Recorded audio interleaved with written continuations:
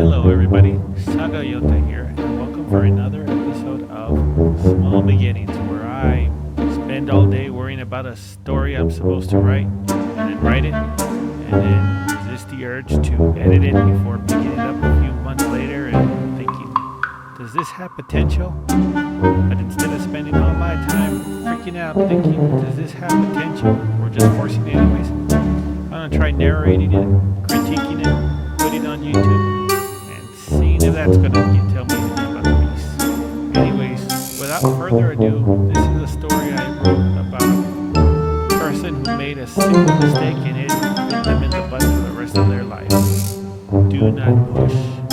Three rapid beeps before a door opened and some came. Oh, this is gonna be a long one. They came in 10 times a day, 2 times with my chamber pot, 1 time with my daily rations, 2 times to take and leave with the standing bed for me to lay on and to get some sleep, 2 times to bring and leave my treadmill, 2 times my allotted sitting time, which had only gone down as I rolled over. This is the last one was for miscellaneous things I needed, mostly inches in hard to reach places. I was mostly hard to reach places. Oh, that paragraph hurt me so much. I need a way to distinguish between what I'm narrating that's in the story and what I'm commenting because I'm agitated with the I had a desk that never moved. I mostly drew or wrote on it with my good hand. Currently, thanks to arthritis, I had to limit myself to 4 or 5 hours spread throughout the day for drawing.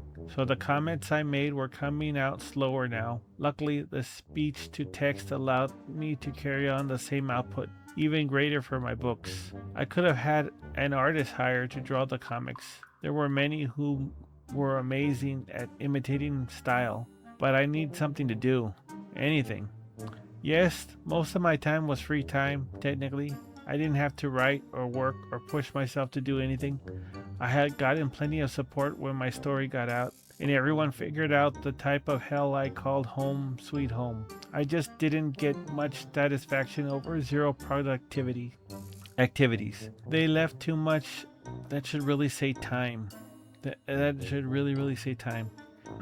They left much of the brain to ponder about where I stood, continued to stand, and would likely keep standing until the day I died. However, when I do need an occasional break, television or browsing the internet would do. I couldn't go to the world, but I could still see and learn about it. I found some comfort in the fact that that's how most people outside my dungeon lived, anyways. They were all in cages, just with a bit more room and use of both arms. So there were a lot less people I actually had left to envy. Fiction was my favorite part, the ones with alien places, magic, or consistent horrors. I loved worlds that were so far from our own. I loved lands that didn't grow green grass but pink crystals, and where people walked upside down on the air. The more absurd, the better. The less like the world where we. I'm gonna try that sentence again. The less like the world where the free could actually reach, the better. They were the worlds I craved and made. 10 years I've been here. 10 years I only managed to survive because of the barest of signal on my cell.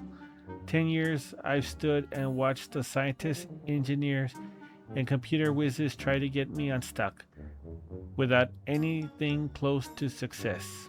Hell, they can't even remove the casting. The other half of my stories, not about new lands or rules or physics or what would have happened if I didn't come into what was once an abandoned warehouse and push the do not push button, which has kept a hold of my fingers since. Okay, so this one's prompt was, you made a terrible mistake, and I love buttons that say do not push it. I think they're hilarious. I don't know how strong I would be or if I could resist them. I'm 80% sure that if somebody pointed out that there was a honey badger near me, I might pet it. I love honey badgers. I think they're cute. And they're the biological furry version of buttons that you should not push. But yeah, that was Do Not Push.